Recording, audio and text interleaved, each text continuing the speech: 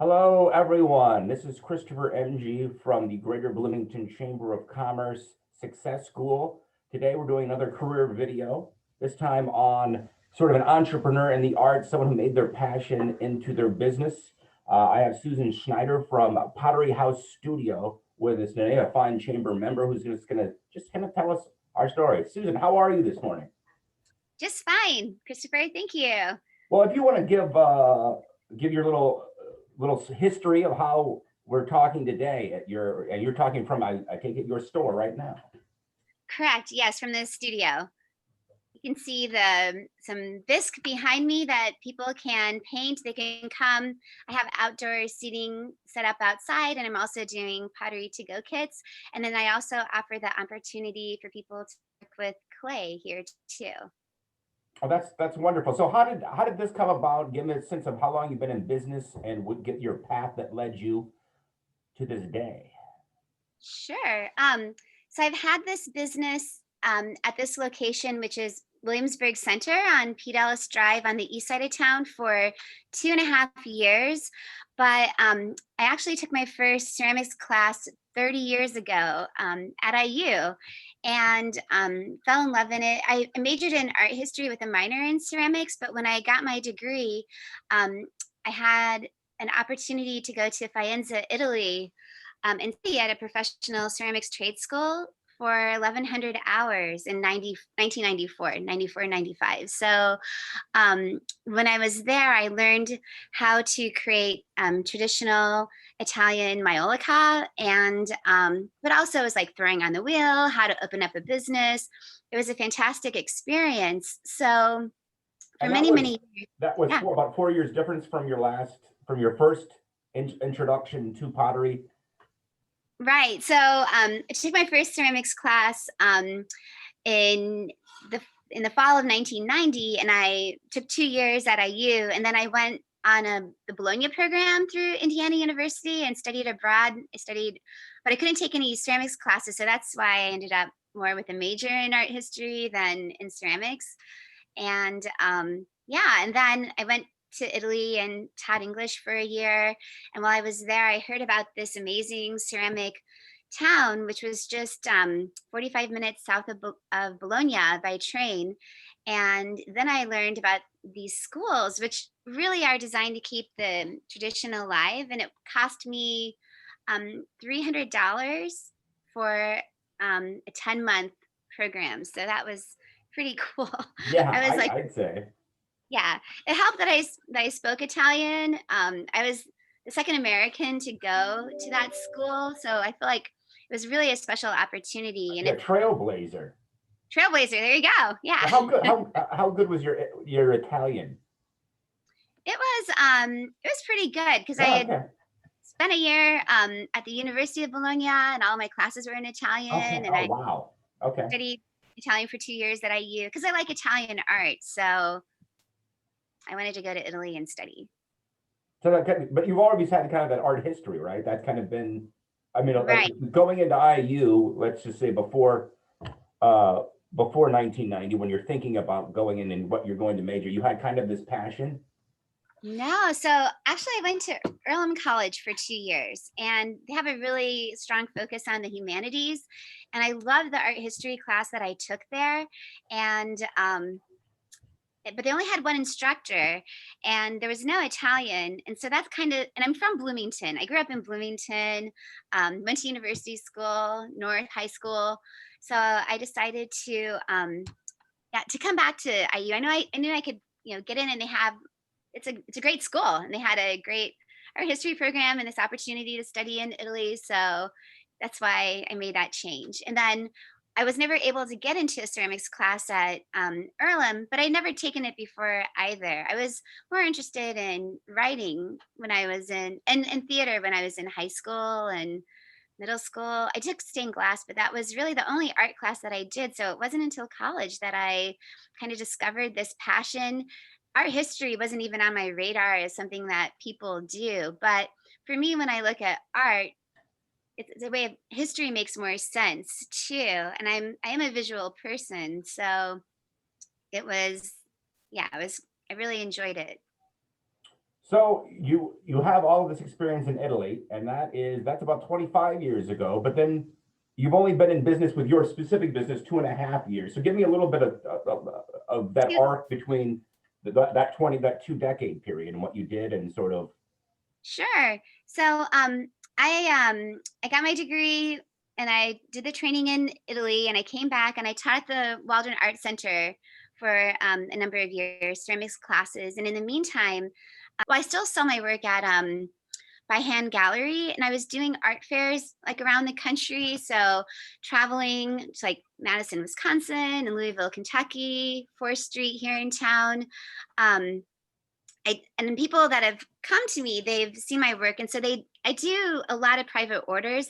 I don't promote my work. I have a website which is susanaitaliana.com, and that shows you my work. But then people contact me directly for the pottery.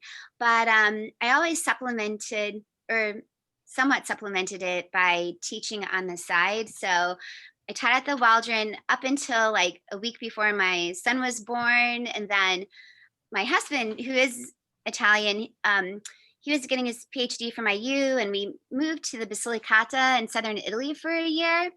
And then we came back, and when he finished his degree, we moved to Scotland for 2.5 years. And while I was there, I got involved with the Scottish Potters Association, and I got a grant to do a mural at my son's school that was throughout the entire year. So I was teaching ceramics to the kids that were there. And I also worked part-time in a paint your own pottery studio, which gave me the experience to do something like you see behind me today as well.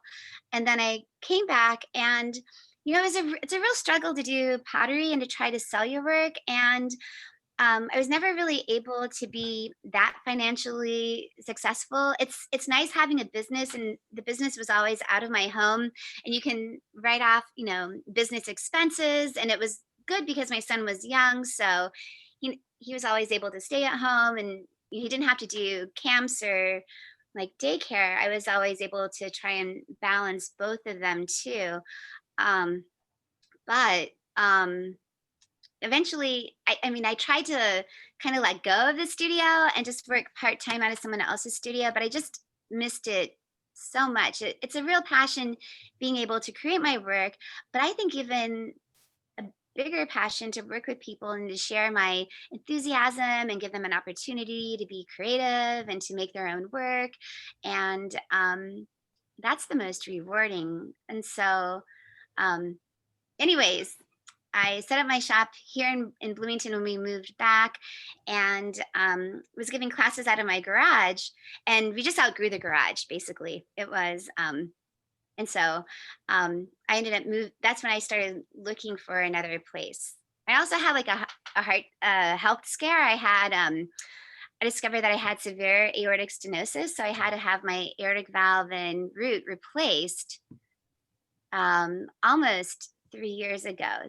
So like after that surgery, and just like the support that I received from family and friends and students at the studio, I felt like maybe I could pull this off. I was always concerned about the overhead, being able to make ends meet, because I knew it would be really expensive on that end. But having a commercial space makes all the difference in the world. So let's backtrack on two things for our audience. One is you going to art fairs and kind of pushing and getting grants to do the mural, and some advice of people that have this passion, that they have this maybe this product of art that they have.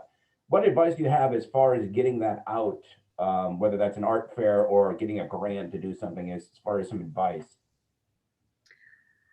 Um, yeah, I think, I mean, the exposure that you get from doing art fairs can sometimes is better even than just being able to sell your work. Usually, from my understanding, as a rule of thumb, to do really well at art fairs, um, you have to, I mean, it's great to have a unique product, but people need to see your work out there a number of times too before they're really willing to commit. Sometimes, I mean, that's not always the case, but it does make a big difference. And that's how you develop loyal customers. And yeah, art grants are great, but they're a lot of work.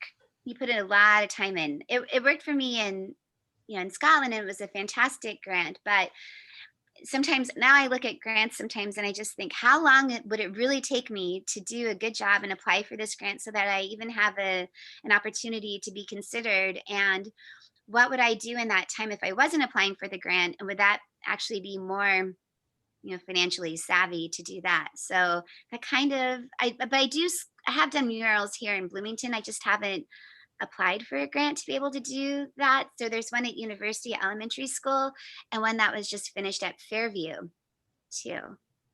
So then the transition to having your own shop, and give us a little sense of that transition. What difficulty did you have, and if someone is going to get a little brick and mortar um, studio, what are some ups and downs in that you learned along the way that the advice you could give?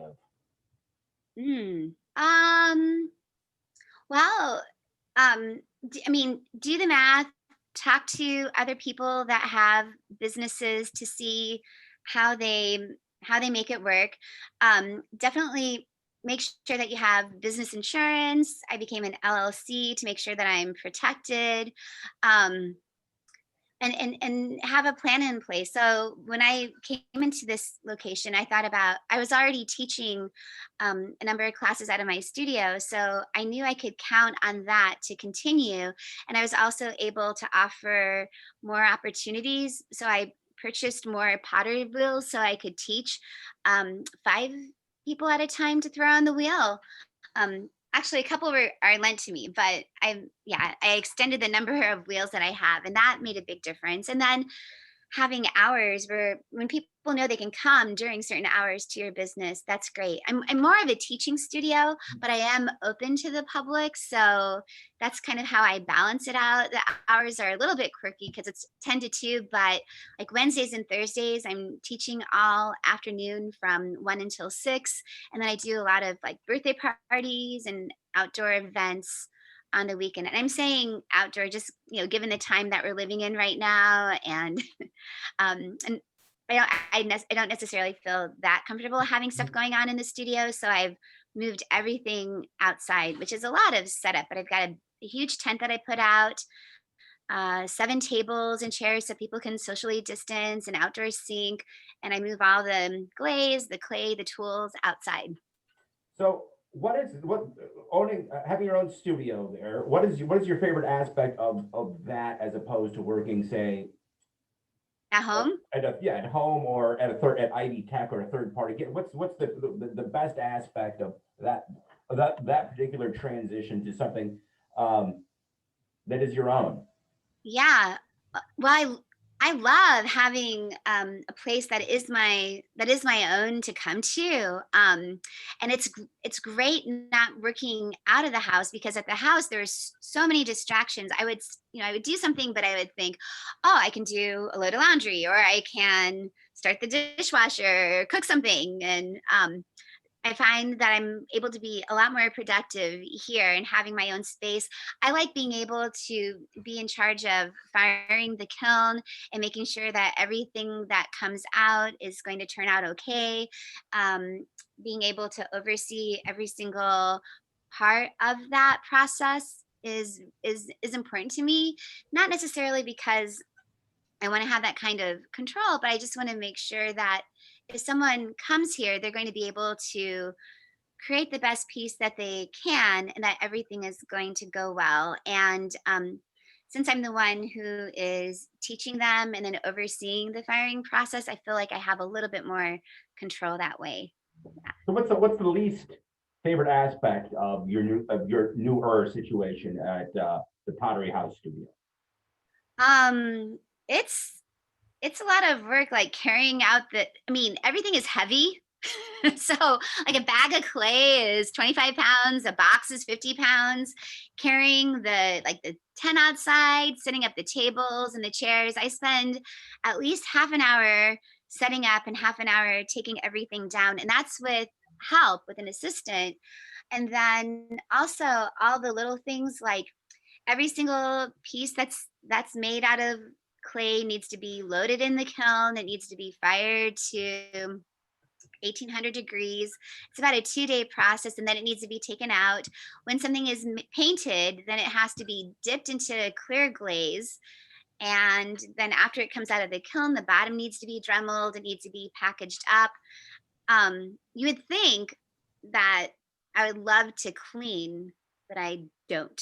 It's a lot of cleaning. It's like washing all the tools, washing all the glaze, lifting a lot of heavy stuff. So, and then also there's like the whole, like, if you have a business, you do want to make sure that people know about it and promoting it. And that's, I don't really like doing, I just like for people to come organically and just like do it and not be the one saying, hey, check this out. But yeah.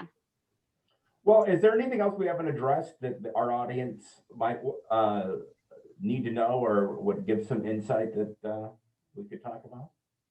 Well, I feel like, I have, it is a business. I do, and I teach pottery, but I also feel like this, a wonderful community has also been created here with the people that come to the studio and that make work. And there's the element of being able to make something, and enjoy it and have it. And then also just being able to work with other people that might be like in a similar situation, just like maybe they want a break or they want to be able to learn something new. And so I like the fact that it's more than just, a place where people make pottery.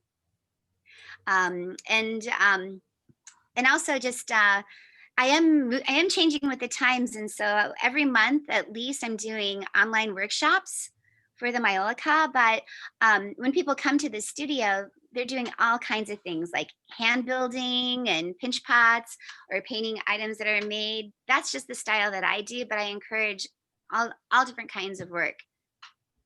Well, great. Hey, Susan, thank you very much. It's the Pottery House Studio. You're on Williamsburg Center. Is that or Pete Ellis Drive? I'm sorry. Is that where you're at? It's Okay. 223 South Pete Ellis Drive, Suite 16. by the Okay, great. If you're interested in that, thank you so much for sharing your story, and we'll catch you next time on at the Success School. Thank you.